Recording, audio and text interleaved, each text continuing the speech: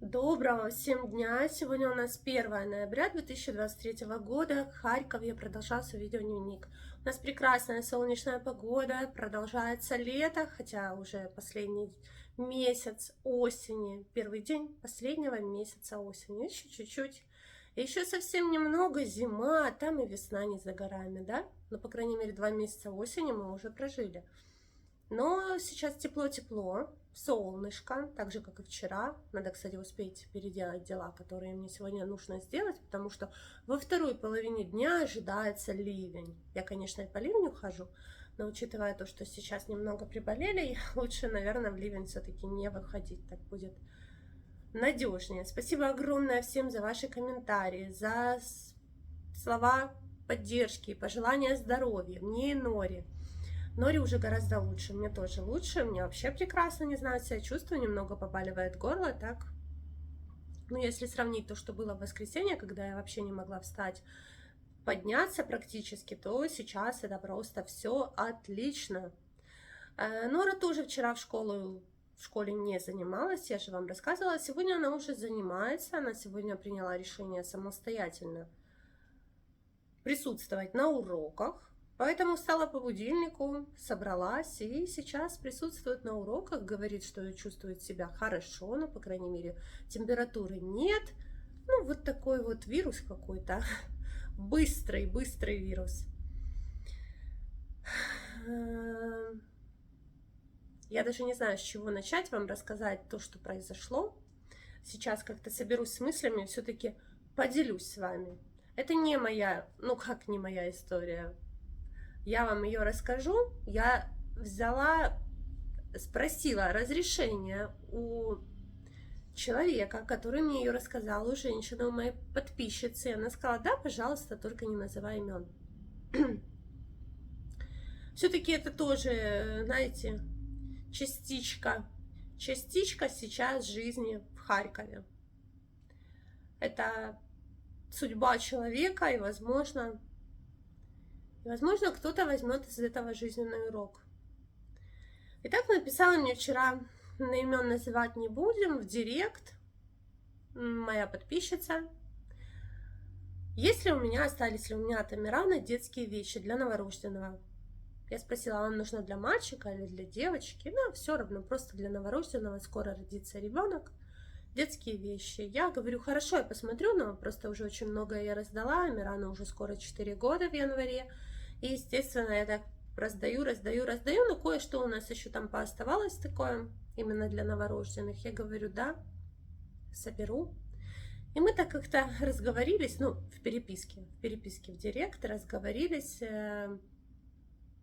Она сказала, что смотрит 1,5 года, получается, они выехали из Харькова с 2 детками, эта женщина, она выехала 3, по-моему, марта 2022 года, или 3, или 4. То есть 1,5 года ее здесь не было, они находились в Германии, муж ее оставался здесь.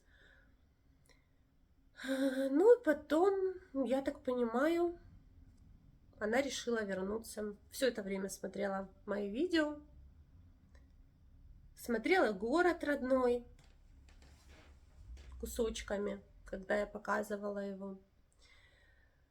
Ну, то есть она меня знает уже 1,5 года, я ее, естественно, я и сейчас ее еще не видела, но на днях встретимся.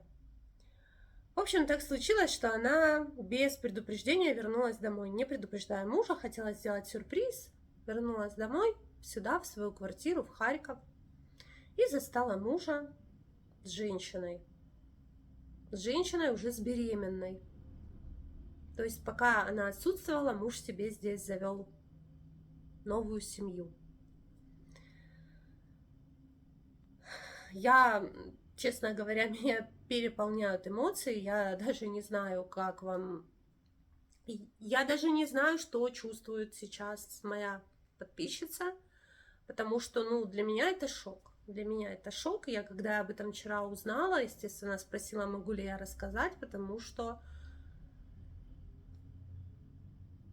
Еще раз скажу, может быть, кто-то вынесет из этой ситуации жизненный урок. Здесь очень о многом эта история. В общем, она очень разнервничалась.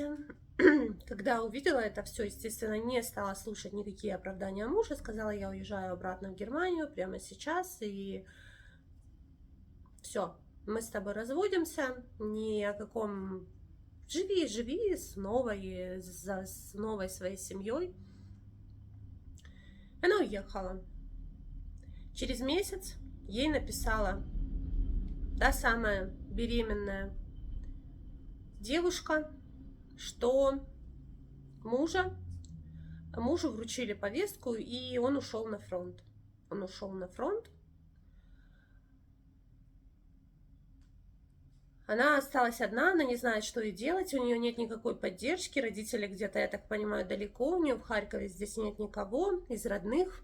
Ну, в общем, она начала звонить туда и говорит, что я вот только знаю вас, ваш номер телефона, мне сказал муж, если что, звони, она поможет. В общем, она принимает решение с детьми вернуться обратно в Харьков и поддержать эту женщину, которая уже находится на сносях, помочь ей какое-то первое время с ребенком. Честно говоря, я до сих пор пребываю в таком неком шоке. У меня разные чувства это вызвало, абсолютно разные. С одной стороны,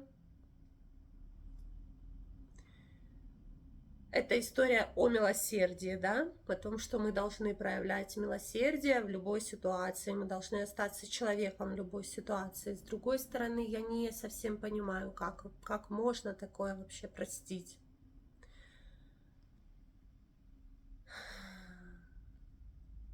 Не знаю. Напишите мне в комментариях, что думаете вы по этому поводу. Естественно, я считаю, что нужно сейчас там помочь детскими вещами, да, помочь женщине как-то с родами, возможно, не знаю, помочь ей снять квартиру, я не знаю. Но она собирается жить с ней, кстати, в этой своей квартире, на своей жилплощади, и помогать ей сейчас пока с ребенком. Как дальше? Она говорит, я не знаю, я не думаю о том, как дальше. Возможно, муж вернется с войны, и все, и типа я их оставлю. Я не знаю даже, что сказать. Я не знаю, что сказать. Она говорит, я вообще не понимаю, ну, естественно, в Германии у них там были выплаты, да, они сидели, она получала выплаты на себя, на детей, а вернувшись сюда, этого ничего нет, то есть ей придется здесь работать и обеспечивать самой и эту женщину, я так понимаю, из своих детей, в общем, это, конечно, история шок. История просто шок. Очень много семей распалось из-за войны, из-за того, что испытания расстоянием прошли не все. Я думаю, все знают очень много примеров. И это жизнь. Многие женщины, ну, мы не будем там говорить в процентном соотношении, многие, немногие женщины эвакуировались с детьми, мужчины остались здесь. Кто-то прошел это испытание, кто-то не прошел. Были и женщины такие, которые нашли себе в других странах новую семью. Мужчины здесь нашли себе новую семью. Есть люди, которые прошли испытание расстоянием и испытания на верность и остались друг другу верны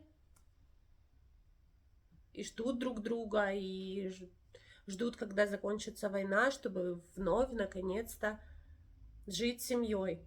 Но это, конечно, очень тяжело. Вот так вот представьте, не каждая семья способна пройти такой путь. Но бывают еще вот такие вот с сюрпризами. Я, конечно, честно говоря,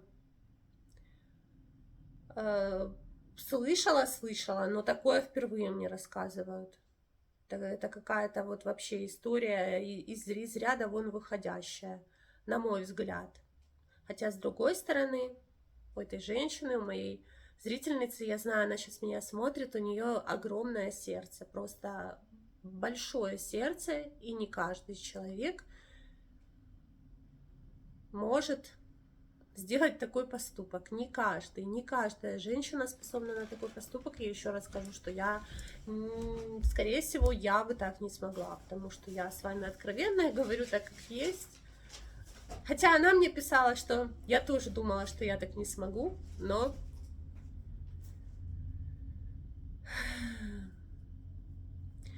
вот так вот. Человек сам зачастую не знает, на что он способен, да? Ладно, друзья, я с вами поделилась. Пишите в комментариях, что вы думаете по этому поводу. Меня по-прежнему переполняют эмоции. Да. Дай бог, чтобы скорее закончилась война. Все-таки семьи воссоединились. Жены вернулись домой с детками. Мужья тоже там повозвращались домой с фронта. В общем, чтобы все у всех было хорошо. Всем хочу пожелать хорошего дня, хорошего настроения, мирного неба, крепкого здоровья. И помните самое главное, что все войны заканчиваются миром.